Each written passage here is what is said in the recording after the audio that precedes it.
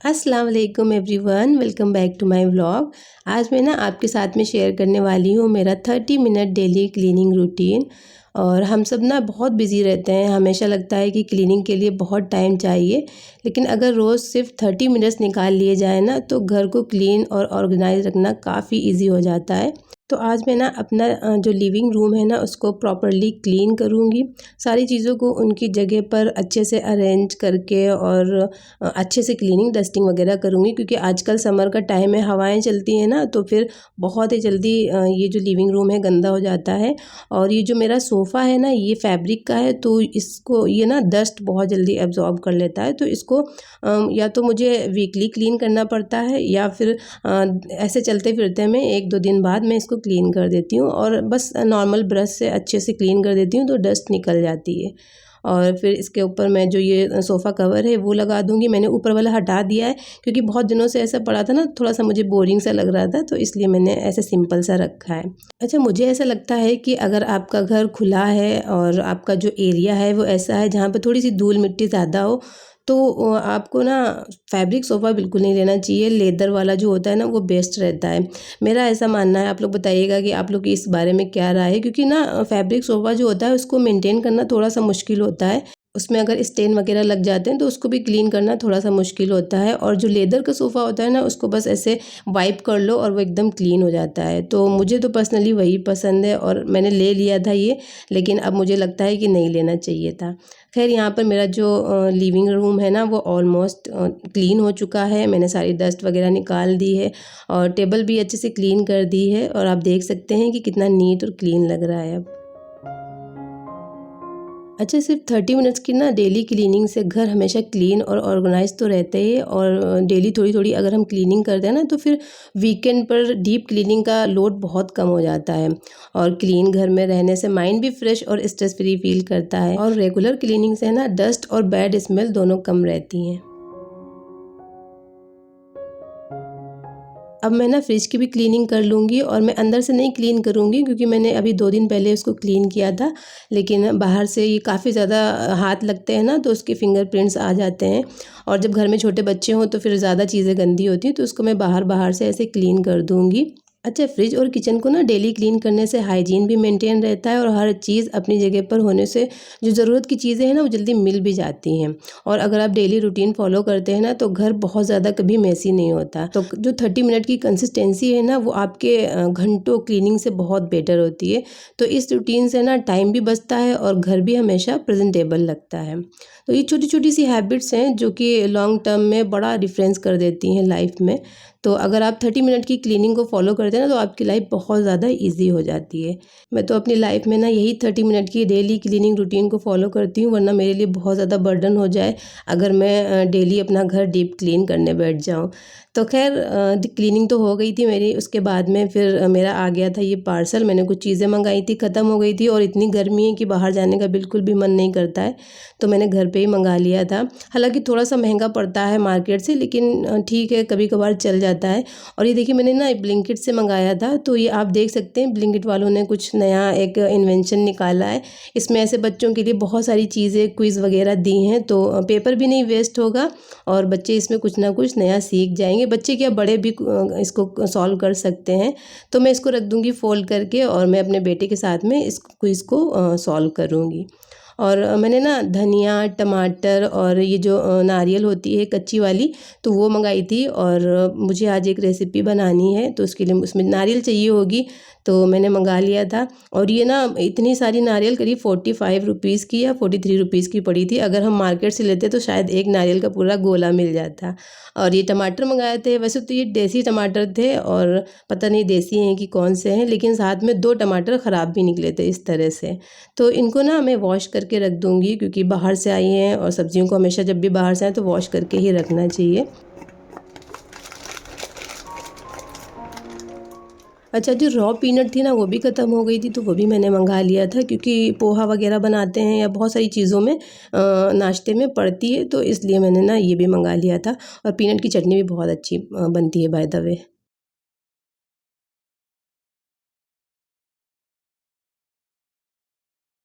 अच्छा, मुझे कोकोनट का क्या बनाना है वो मैं भी आगे शेयर करूँगी। फ़िलहाल मैंने ना ये क्लिप 1 दिन पहले रात में ली थी, क्योंकि मुझे कुछ चीज़ें सोक करके रखनी थी। मुझसे ना बहुत सारे लोग पूछते हैं कि आप डोसा कैसे बनाती हैं, उसका बैटर कैसे बनाती हैं? तो उसके लिए सिंपल सा मेज़रमेंट होता है, आपको 3 कप चावल लेने हैं और 1 कप उड़द की दाल लेनी है धुली वाली, और 2 से 3 टेबल स्पून आपको चने की दाल लेनी है, और 1 टीस्पून के करीब आपको मेथी लेनी, मेथी ज़्यादा नहीं लेनी। इन सारी चीज़ों को ना आपको अच्छे से वॉश करके रात भर के लिए छोड़ देना है भीगने के लिए, 4 से 5 घंटे के लिए भीगने के लिए छोड़ देना है। मैंने ना इसमें जो रेगुलर चावल होते हैं वो लिए हैं, और वैसे तो इडली या डोसे के चावल अलग आते हैं, लेकिन मेरे पास में जो थे मैंने यूज़ कर लिया है। अब इसको ना एक बार फिर से भीगने के बाद में अच्छे से वॉश करना है, और उसके बाद में इसको ना बारीक सा आपको पीस लेना है। तो मैं यहाँ पर थोड़ा सा पानी ऐड करके इसको पीसूँगी, और जो बैटर है ना वो कुछ इस तरह से होना चाहिए, हल्का सा दानेदार होना चाहिए, बहुत ज़्यादा दरदरा ना हो, बस हल्का सा दानेदार होना चाहिए, बाकी एकदम बारीक सा आपको पीस लेना है। अच्छा, मेरा जो मिक्सर का बड़ा जार है ना, उसमें कोई चीज़ जल्दी पिसती नहीं है, बहुत टाइम लगता है और सही से पिसती भी नहीं है, तो मैं ना छोटे वाले जार में पीस रही हूँ, तो इसलिए मैंने इसको 3 बार में पीसा था, और इसमें बहुत अच्छे से पिस जाता है। लेकिन बड़ा वाला जार एकदम बेकार है, इसमें कुछ भी नहीं पिसता है। अब सारा बैटर मैंने पीस लिया था, अब अपने हाथों को अच्छे से वॉश करना है, और इसको ना एक डायरेक्शन में अच्छे से 4 से 5 मिनट के लिए फेंटना है। फिर इसको ढक के रख देना है फर्मेंट होने के लिए। अगर रात में कर रहे हैं तो ओवरनाइट रखिए, अगर दिन में कर रहे हैं तो पूरा दिन के लिए रखिए। तो ये देखिए आप डोसे का जो बैटर है या इडली का, बहुत अच्छे से फर्मेंट हो गया है। मुझे इससे ना इडली बनानी है, तो अभी तो मैं इसको रख दूँगी फ्रिज में रात में। मैं नेक्स्ट डे इसकी इडली बनाऊँगी मॉर्निंग में। तो इडली के साथ में जो चटनी बनाने वाली हूँ उसके लिए सबसे पहले पीनट को रोस्ट कर लेना है आपको, और इसके छिलकों को रिमूव कर देना है। उसके बाद में एक पैन में आप डालिएगा 1 मीडियम साइज़ का प्याज, ऐसे रफली चॉप कर लीजिएगा, और गार्लिक ले लीजिएगा बिना छिलका छीले, और इमली ले लीजिएगा। यहाँ पर 3 से 4 मैंने इमली की गांठ ली है, और कोकोनट जो लिया था उसको कट करके ले लीजिएगा, और साथ में आपको लाल मिर्च लेनी है। अच्छा, मेरे पास में कश्मीरी लाल मिर्च नहीं थी, तो मैंने रेगुलर वाली डाली, हालांकि ये भी ज़्यादा तीखी नहीं है, लेकिन कलर इतना अच्छा नहीं आता है। फिर आपको डालना है रोस्टेड जो चना होता है वो। मेरे पास में रोस्टेड चना नहीं था, तो मैंने नॉर्मल जो दाल होती है ना चने की, वो भी डाल दी, वो भी काम चला ही देती है। इन सारी चीज़ों को ना आपको अच्छे से रोस्ट कर लेना है बिना ऑयल डाले, और उसके बाद में इसे ठंडा करके आप डाल दीजिएगा मिक्सर के जार में, और इसमें ऐड करिएगा नमक, अपने टेस्ट के हिसाब से आप नमक ऐड कर लीजिएगा, और पानी ऐड कर लीजिएगा। पानी इसमें थोड़ा सा ज़्यादा जाएगा, लेकिन थोड़ा थोड़ा करके ऐड करिएगा पानी, क्योंकि चना है और इसमें पीनट वगैरह है ना, तो पानी एब्जॉर्ब करते हैं। तो यहाँ पर ये देखिए मैंने चटनी को एकदम बारीक सा पीस लिया है, और जो चटनी उसका जार था ना उसको उसमें भी पानी डालकर अच्छे से डाल दिया है, ताकि कोई चीज़ वेस्ट ना हो। और अब इसको मिक्स करके अब इसका बनाएंगे हम तड़का। तो जो तड़का जाएगा वो सिंपल सा है। इसमें मैंने राई ली है, थोड़ी सी उड़द की दाल ली है, थोड़ा सा ज़ीरा डाला है, 1 सूखी लाल मिर्च डाली है, और करी पत्ता डाल दिया है। बस सिंपल सा यही तड़का है। तो इस तड़के को डाल देंगे हम चटनी के ऊपर, और इसको अच्छे से मिक्स कर लेंगे। अच्छा, जो चटनी है उसकी कंसिस्टेंसी मैंने थोड़ी सी थिक रखी है, आप चाहें तो थोड़ा सा और पतली कर सकते हैं, लेकिन मुझे इसी तरह से पसंद है, इसलिए मैंने इस तरह से रखी है। अब बनाएंगे हम इडली। तो इडली के लिए ना जो बैटर था उसको मैंने हाफ़ कर लिया है, बाकी का मैंने फ्रिज में रख दिया है, फिर बाद में यूज़ कर लूँगी। इसमें नमक डालकर अच्छे से इसको मिक्स कर लेना है। आज मैं इडली को ना नॉर्मल स्टीमर में नहीं बनाऊँगी, ना ही इसके लिए मोल्ड की ज़रूरत पड़ेगी। मैं इसको बनाऊँगी अगारो के इस ग्रांड एग बॉयलर में, और आज मैं पहली बार इस एग बॉयलर में इडली बनाने वाली हूँ, और देखती हूँ इसका रिज़ल्ट कैसा आता है। मुझे लगता है कि ये सिर्फ जो एग बॉयलर है ना, सिर्फ एग बॉयल्स करने के लिए नहीं, लेकिन इसमें बहुत सारी डिफरेंट चीज़ें भी बन जाती हैं। बस इसकी हीटिंग प्लेट पर वाटर को ऐड करें, बैटर ट्रे में डालें, और ट्रे को ना थोड़ा सा ग्रीस कर लें, और बॉइलिंग के लिए इसको रख दें। बिजी मॉर्निंग्स के लिए ना ये काफ़ी टाइम सेविंग अप्लायंस है, इसमें बार बार चेक करने की ज़रूरत नहीं पड़ती, और स्मॉल फैमिली या फिर सिंगल सर्विंग के लिए ना एकदम परफेक्ट है। ये एग बॉयलर सिर्फ एग्स को ही कुछ मिनट्स में नहीं बॉयल करता है, बल्कि ये मल्टीपर्पज़ है। इसमें एग्स के साथ में इडली और वेजिटेबल भी स्टीम हो सकती हैं, केक बना सकते हैं, बहुत डिफरेंट स्नैक्स बना सकते हैं आप। कुकिंग कंप्लीट होते ही ये ऑटोमेटिकली बंद हो जाता है, और बस आप इसमें वाटर ऐड करिए और स्टार्ट बटन को प्रेस कर दीजिए, और ये स्टीमिंग करना चालू कर देगा। मुझे ना सबसे अच्छी बात इसकी ये लगती है कि ये किचन में बहुत कम स्पेस में बहुत छोटी जगह में फ़िट हो जाता है और इसको मेंटेन करना भी बहुत इजी है। आप इसे यूज़ करने के बाद में इजीली क्लीन भी कर सकते हैं और ये गैस के कंपैरिजन में ना बहुत कम इलेक्ट्रिसिटी कंज्यूम करता है। हर बार जो चीज़ें हैं वो इवनली कुकड होती हैं, चाहे वो एग्स हो, चाहे वो इडली हो या फिर ढोकला या फिर चॉकलेट केक, कुछ भी हो वो इवनली कुक होता है। ये ना बहुत लाइट वेट है, इसलिए आप इसे ईजिली कहीं भी रख सकते हैं और इसकी जो बिल्ड क्वालिटी है ना वो बहुत अच्छी है और इवन बिगनर्स भी इसे ना बिना किसी प्रॉब्लम्स के यूज़ कर सकते हैं। तो यहाँ पर देखिए मेरी जो इडली है बनकर रेडी हो गई है। अब मैं इसे दे देती हूँ अपने बेटे को ताकि वो ब्रेकफास्ट कर ले और तब तक मैं बाकी की जो इडलियाँ हैं वो भी बना लेती हूँ।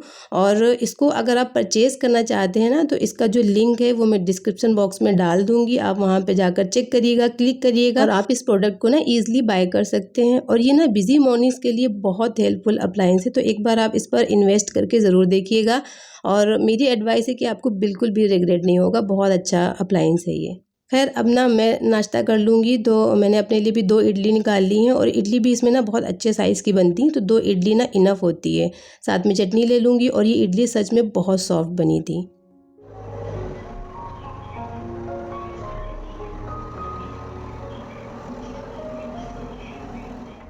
बाहर ना कंस्ट्रक्शन का काम चल रहा है तो बहुत ज़्यादा शोर हो रहा है, बहुत ज़्यादा डस्ट भी अंदर आ रही क्योंकि खुदाई का काम चल रहा है। तो ख़ैर यहाँ पर जो बाकी का बैटर बचा था ना उसकी भी मैं इडली बना लूँगी और इसकी मैं दूसरी डिफरेंट रेसिपी बनाऊँगी। और इस रेसिपी को ना आप बच्चों को लंच बॉक्स में भी दे सकते हैं। जैसे कि अभी स्कूल का टाइम आ रहा है, स्कूल ओपन होने वाले हैं ना, तो उसके लिए बहुत ही अच्छी रेसिपी है और हेल्दी तो होता ही है। फर्मेंट फूड जो होता है बहुत हेल्दी होता है, बच्चों के लिए भी बहुत अच्छा होता है, बच्चे अच्छे से खा भी लेते हैं। तो यहाँ पर जो मैंने इडली बनाई थी ना उनको ऐसे छोटे-छोटे पीसेस में कट कर लिया था। अगर आपके पास में एक बॉयलर नहीं है तो आप मिनी इडली बना सकते हैं और मेरे पास में था तो मैंने यूज़ कर लिया। तो इसको ना ऐसे कट करके और एक तड़का तैयार करिएगा जिसमें मैंने राई लिया है, हींग डाली है, करी पत्ता और थोड़ा सा हल्दी पाउडर डाला है और साथ में मैंने डाल दिया था इसमें किचन किंग मसाला और नमक और हाँ, ज़ीरा भी डाला था मैंने इसमें थोड़ा-सा। फिर इसमें इडली डाल कर आप अच्छे से इसको टॉस करिएगा और इसी तरह से आपका जो सारा मसाला है वो इसमें मिक्स हो जाएगा। 1 से 2 मिनट के लिए कुक करिएगा और आपका ये ज़बरदस्त सा स्नैक तैयार हो जाएगा, फ्राइड इडली। आप इसमें चाहें तो सेसमे सीड भी डाल सकते हैं या धनिया पत्ता भी डाल सकते हैं। मैंने ऐसे सिंपल ही बनाया है और इसको मैं रख दूँगी क्योंकि अभी तो नाश्ता हो चुका है। जब मेरे बेटे को भूख लगेगी तो उसको दे दूँगी, वो खा लेगा। उसको बहुत पसंद है ये फ्राइड इडली। और जो चटनी थी ना उसको मैं रख दूँगी एयर टाइट कंटेनर में। आप इस चटनी को ना बनाकर हफ्तों तक स्टोर कर सकते हैं और बिल्कुल भी ख़राब नहीं होगी।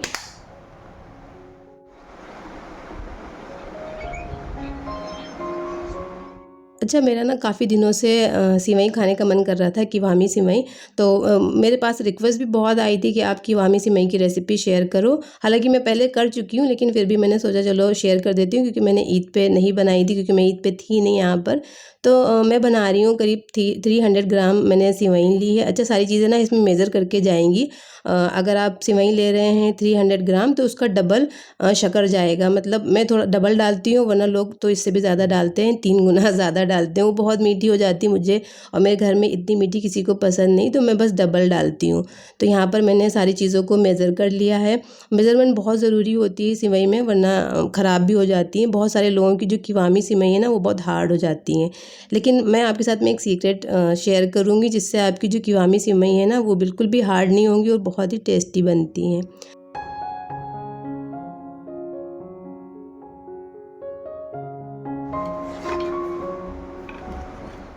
अच्छा, रेसिपी तो बहुत इजी है और इसमें कुछ चीज़ें जाती हैं जैसे कि ये बादाम है, काजू है और ये मखाने, साथ में ये मैंने नारियल का थोड़ा-सा टुकड़ा लिया है और मैंने ना किशमिश भी ली है। तो इन सारी चीज़ों को ना मैं बारीक-बारीक सा कट कर लूँगी, मतलब सारी चीज़ें नहीं, सिर्फ़ नारियल और बादाम और काजू, इनको मैं बारीक-बारीक सा कट कर लूँगी। वैसे तो हमारे वहाँ जो किवामी सिवई बनती है ना उसमें ये जो बादाम और काजू है ना इसको भिगा दिया जाता है और फिर बादाम का छिलका रिमूव करके इसको फिर कट किया जाता है और फिर इसको फ्राई करके डाला जाता है। लेकिन मैं इसी तरह से ऐसे कट कर ले रही हूँ। बहुत ज़्यादा नहीं बनानी है लेकिन फिर भी 300 ग्राम बहुत ज़्यादा हो गई थी और मैंने बना के रख ली थी। फिर वो मीठी चीज़ होती है है ना, जल्दी ख़राब भी नहीं होती, तो वो चलेगी थोड़े दिनों तक। जब भी मीठा खाने की कुछ क्रेविंग होगी ना, तो उसी को दे दिया करूँगी। तो यहाँ पर देखिए मैंने ना सारी चीज़ों को कट कर लिया है। अच्छा, कोकोनट को ना मैं इस तरह से सीज़र की हेल्प से काटती हूँ तो बहुत ईज़िली कट जाती है। अब ना मैं पहले इसकी चाशनी तैयार करूँगी। तो इसके लिए मैंने 2 टेबल स्पून भर के देसी घी लिया है, उसमें मैंने डाली है इलायची और लौंग, और मैंने ना 3 कप पानी डाल दिया है। मैंने ना 300 ग्राम सिवई ली है, तो इसमें मैं करीब 1 लीटर पानी डालूँगी। तो 3 कप में 1 लीटर या उससे थोड़ा-सा ज़्यादा 1.25 लीटर तक पानी चला गया है। अब इसमें मैंने डाल दी है फूड कलर और चीनी। इसको ना मीडियम फ्लेम पर रख देना है और इसकी चाशनी बनानी है, मतलब एक तार से थोड़ी-सी कम चिपचिपी सी आपको इसकी चाशनी बनानी है। अब बारी आती है सिवइयों को भूनने की। तो किवामी सिवई जो मैं बनाती हूँ ना, उसमें ये जो बनारसी सिवई होती है ना, ये ईज़िली मिल जाती है मार्केट में, जो लच्छे वाली भी बोली जाती हैं, तो वही यूज़ करती हूँ। उसी की मैं हमेशा किवामी सिवई बनाती हूँ और मुझे लगता है इसकी बनती ही है। वो जो दूसरी वाली आती है ना सिवई, उसकी ये रेसिपी नहीं बन पाएगी।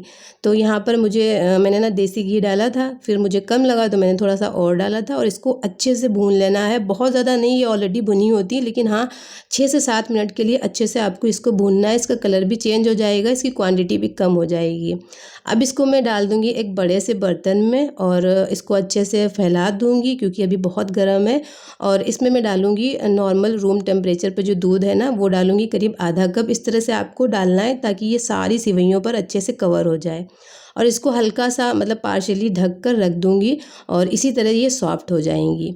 यही इसका जो था मेन सीक्रेट था, यही ट्रिक थी। इससे ना आपकी जो सिवइयाँ बहुत अच्छी बनेंगी। बहुत सारे लोगों की जो सिवई होती है ना, किवामी सिवई, तो वो बहुत ज़्यादा टाइट हो जाती है किवाम में डालने के बाद में। लेकिन अगर ये वाला आप सीक्रेट तरीका अपनाएंगे ना, तो फिर आपकी जो सिवइयाँ बहुत सॉफ्ट, बहुत अच्छी बनेंगी।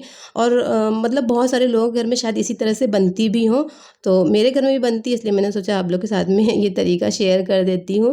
एनीवेज़, यहाँ पर मैंने ना सारे जो नट्स और ड्राई फ्रूट्स थे ना, उनको भी इस तरह से घी में रोस्ट कर लिया है। हल्का-हल्का सा रोस्ट करना है।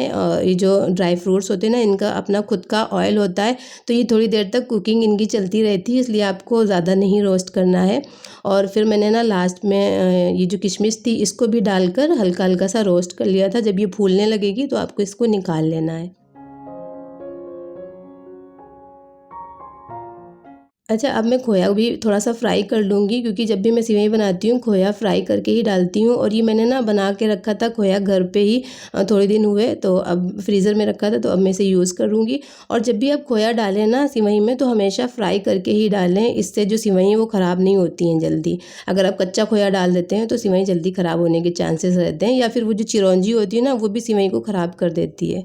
एनीवेज़, यहाँ पर मुझे जो ये कढ़ाई थी ना, ये थोड़ी-सी छोटी लगी, इसलिए मैंने एक बड़ा-सा खुला-सा बर्तन ले लिया है और इसमें मखाने डाल दिए थे ताकि थोड़े से सॉफ्ट हो जाएँ। फिर मैंने थोड़ी देर के बाद में ये जो नट्स फ्राई करके रखे थे, ये भी डाल दिए थे। ये थोड़े से सॉफ्ट हो जाएँगे ना, फिर आपको ना गैस की फ्लेम को हल्का कर देना है, एकदम स्लो। और फिर जो सारी सिवइयाँ थी ना, उस डाल देनी है। इसको अच्छे से मिक्स कर लेना है और खोया है जो आपने फ्राई किया है, वो भी डाल देना है। फिर आपको ना इसे क्विकली मिक्स कर लेना है और फ्लेम को याद रखिएगा, आप हल्का रखिएगा। मिक्स करने के बाद में आपको गैस की फ्लेम को बंद कर देना है। 1 से 2 मिनट के लिए आपको इसे कुक करना है, जब तक इस तरह से बॉयल आ जाए। 1-2 मिनट में आ जाएगा और फिर आपको ना गैस की फ्लेम को बंद कर देना है। अच्छा, मैंने लास्ट में थोड़ा सा इलायची पाउडर डाला था और जो खोया बचा था ना, वो ऊपर से डाल दिया था। फ्लेम को बंद करने के बाद में आपको इसको ढक कर रख देना है 4 से 5 मिनट के लिए। ये जो शीरा है, चाशनी है, ये एब्जॉर्ब कर लेगी सिवई। हमारे यहाँ जो किवामी सिवई है ना, उसमें किवाम बहुत ज़्यादा मतलब पतला-पतला वाला नहीं चलता है। इस तरह से थोड़ी-सी ड्राई होनी चाहिए सिवई। मतलब किवाम है बट नीचे है भगोने में, लेकिन ऊपर थोड़ी-सी ड्राई सी लगे। जब मिक्स करेंगे तो अच्छी-सी वो बन जाती हैं। तो इस तरह का कुछ लुक आया था इसका और बहुत ही टेस्टी बनी थी, बहुत ही अच्छी थी। मीठा एकदम परफेक्ट था।